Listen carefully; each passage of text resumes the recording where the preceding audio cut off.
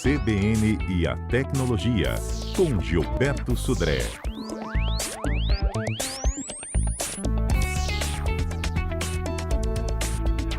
Ei, Sudré, bom dia. Bom dia, Fernanda. Bom dia, ouvintes da CBN. Sudré, como é que uma única senha fraca levou uma empresa à falência? Exatamente, Fernanda. A gente já comentou aqui no CBN Tecnologia sobre como lidar com aquelas senhas, os riscos de senhas mal escolhidas, né? E se você acha que isso não acontece, nessa semana foi o destaque a informação que uma única senha foi suficiente para que uma gangue de ataque cibernético do tipo ransomware destruísse uma uma empresa de 158 anos e deixasse 700 pessoas sem emprego. A empresa chama-se KNP, uma empresa de transporte da Inglaterra, e assim como outras dezenas e milhares de empresas também do Reino Unido que foram alvos de ataques desse tipo. Na verdade, acredita-se que os hackers conseguiram entrar no sistema de computador adivinhando a senha de um funcionário, ou seja, uma senha mal escolhida, talvez um 2, 3, 4, 5, 6 ou coisa parecida, né? Em seguida, criptografaram todos os dados da empresa e bloquearam os sistemas internos. Os atacantes, eles pediram com uma quantia que poderia chegar a 5 milhões de libras, ou seja, 37 milhões de reais. Como a empresa, a KNP, não tinha dinheiro para pagar isso aqui, todos os dados foram perdidos e simplesmente ela foi à falência. Então, é uma situação extremamente grave, né, nesse caso de escolha de senhas que são fracas nesse caso. E aí, como é que a gente deve lidar com as nossas senhas, né? Então, ou seja, a gente até comentou aqui, ou seja, há algum tempo atrás, né, o ideal seria alterar regularmente as senhas, né, para reduzir esse risco de roubo, né, ou quebra, ou ataques criminosos, né? Mas, na Uhum. verdade, hoje, né, as coisas mudaram. Na verdade, a recomendação é que você até pode deixar, né, ou usar aquela mesma senha por um tempo maior, né? O que é importante hoje é que você tenha senhas diferentes para cada um dos serviços que você usa. Então, cada rede social, cada serviço de compras que você tem na internet, você use senhas diferentes, que tenham pelo menos 12 caracteres alfanuméricos, né, com letras, números, símbolos para isso, e armazenar essas senhas todas num cofre de senhas, né, nesse caso. E aí, a gente deu alguns exemplos aqui do Bitdefender, pode ser também o Proton Pass, que é um outro ferramenta de cofre de senhas gratuito também, né, ou mesmo no antivírus, tem vários antivírus aí que tem essa característica de ter incorporado no antivírus também um cofre de senhas para isso. Então, você nunca deve usar o seu ano de nascimento, né, como a parte senha, nem placa de carro, nem número de telefone, nem nome de filho, esposa, mãe, né? Para Data de isso, porque são aniversário. informações. Exatamente, né? Aniversário, porque são informações fáceis de serem conseguidas na internet, né?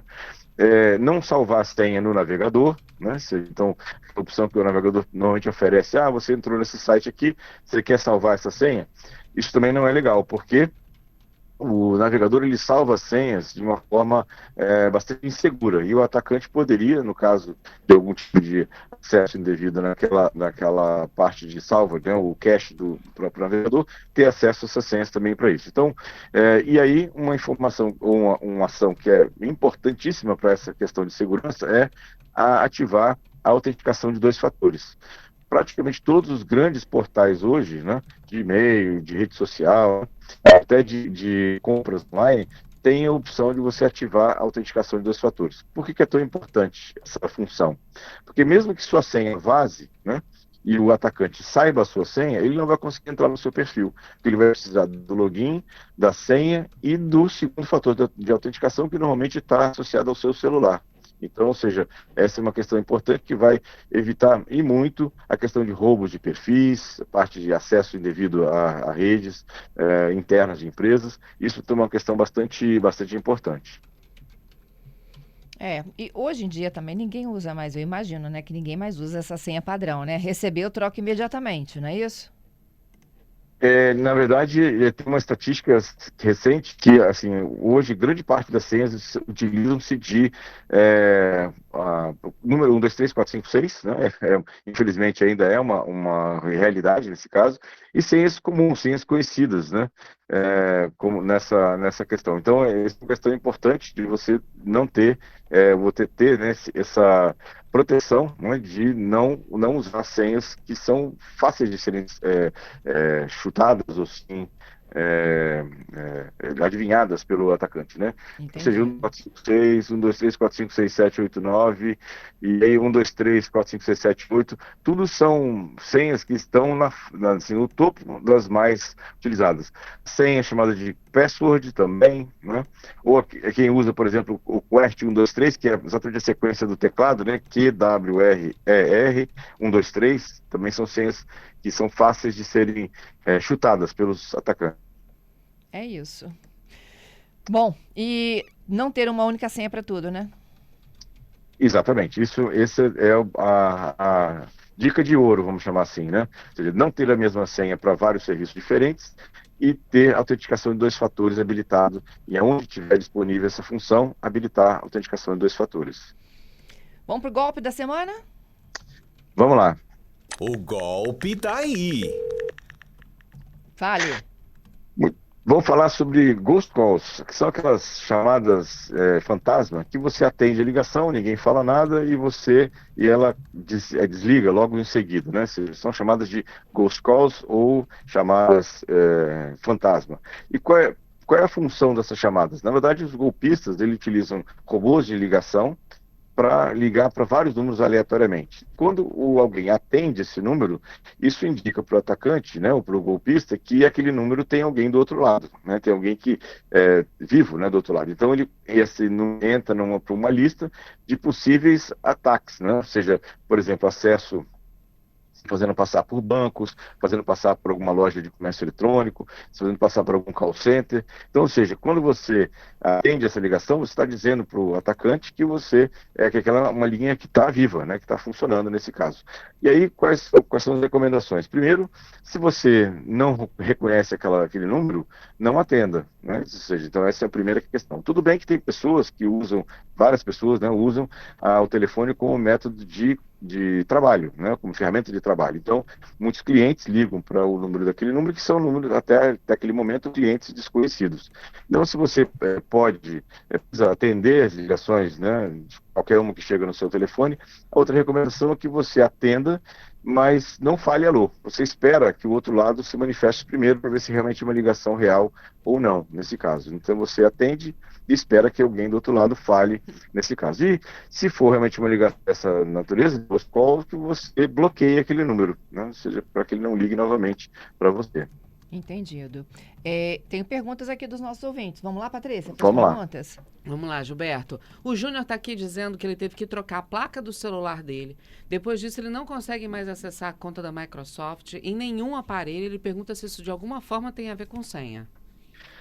Não aparece, não me parece não, que seja esse o problema de você não estar conseguindo ter acesso à sua conta da Microsoft, não. Ou seja, basicamente você trocou a placa, ela foi substituída por outra, você teve que provavelmente instalar novamente os aplicativos, mas não tem nenhum vínculo entre essas duas situações.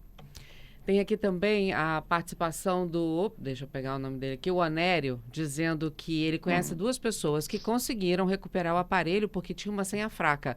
Aí ele achou, desbloqueou e conseguiu uma forma de localizar um parente, um amigo dessa pessoa pelo WhatsApp. Ainda bem que ele tinha boa índole, né? Ele ajudou. Exatamente. Exatamente, né? Que ele tinha uma senha fraca, ele conseguiu ter acesso ao telefone e localizar quem era o dono, né? Entendi que o dono o proprietário do telefone, não é isso? Isso. Aí conseguiu devolver. Uhum. Outro Ótimo. assunto agora, Gilberto. O Giovanni está aqui perguntando para você sobre o que significa aquelas letras VOLTE e VO Wi-Fi. Ele diz que isso começou a aparecer nas ligações que ele recebe ou faz pelo celular.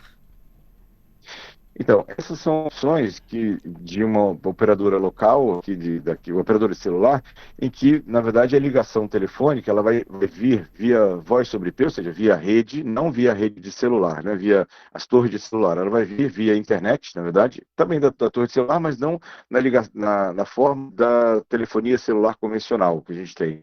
A ligação vai vir via o plano de dados, né?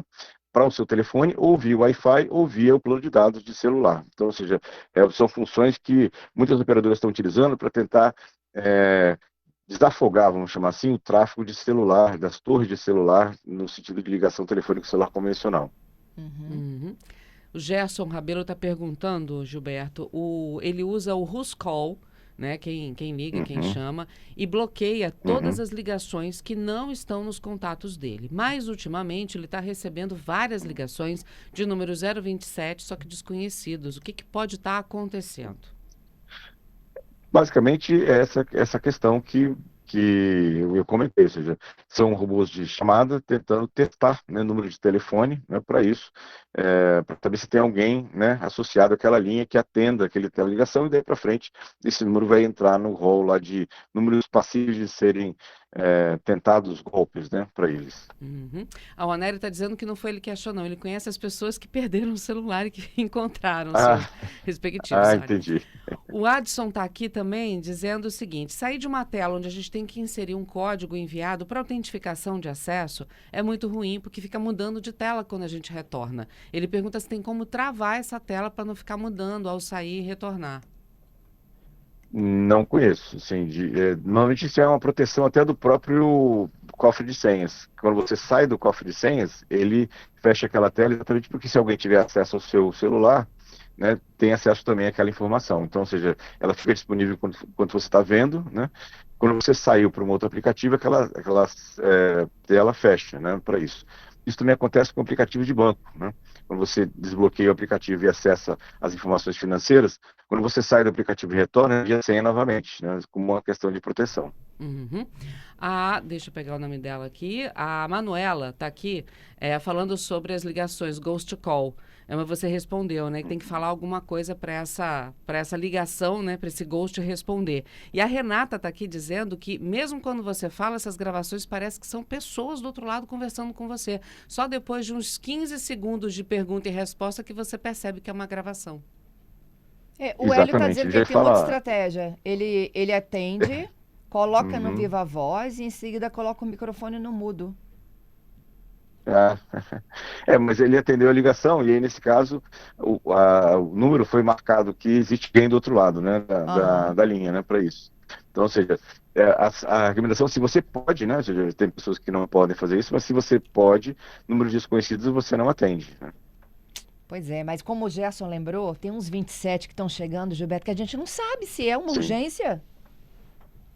Então, essa é uma questão. Então, se você assim, tem que atender uma ligação, né, que acha que é uma ligação de alguém, alguma urgência nesse caso, atende, mas não fala alô. Espere para saber o que vai acontecer com a ligação. Provavelmente, se for uma ligação verdadeira, quem ligou para você vai começar a falar, né? Falar, oi, aqui é falando de tal e tal. Então, essa é a sugestão. Eu até vou aproveitar a pergunta do Gerson, Gilberto, porque essas ligações elas acabam passando pelo bloqueio do próprio Who's Call, né? Não era para elas serem bloqueadas também por isso? Desses dias eu fui ver a minha lista de ligações bloqueadas, Fernanda e Gilberto. Eu perdi a conta. Era muita, tipo assim, mais de 100 números que eu bloqueei. É isso. É muita mesmo. Assim, eu tenho a minha relação aqui de ligações bloqueadas também, de números bloqueados, é gigantesco aqui, né? Eu acho que a gente vai chegar numa fase em que o celular realmente ele não será para atender ligações. Porque quem realmente precisa de você te chama no WhatsApp e você vê quem é. Eu tenho essa... É demais isso? Também, exatamente. Né? Eu tenho essa prática. Quando chega uma ligação que eu não conheço, né, em algumas situações, eu não atendo, e se for alguém realmente que quer falar comigo, tem meu telefone, vai entrar no WhatsApp, meu telefone é WhatsApp também, vai mandar uma mensagem pelo WhatsApp para mim. Né? Isso. Muito menos, incomoda muito menos, vamos chamar assim, né? Uma mensagem de WhatsApp, você simplesmente apaga, se for e denuncia lá que é um golpe ou que é uma chamada de spam, mas incomoda muito menos que uma ligação telefônica, é verdade. Sim, e você decide se é urgente ou não, é você quem está no controle, né? Exatamente. Fale, Pátia. Tem mais uma participação aqui do Franco. Eu também já peguei uma situação parecida com essa dele. Vamos ver. Eu trabalho com venda. Agora tá tocando para mim 27 com número de celular.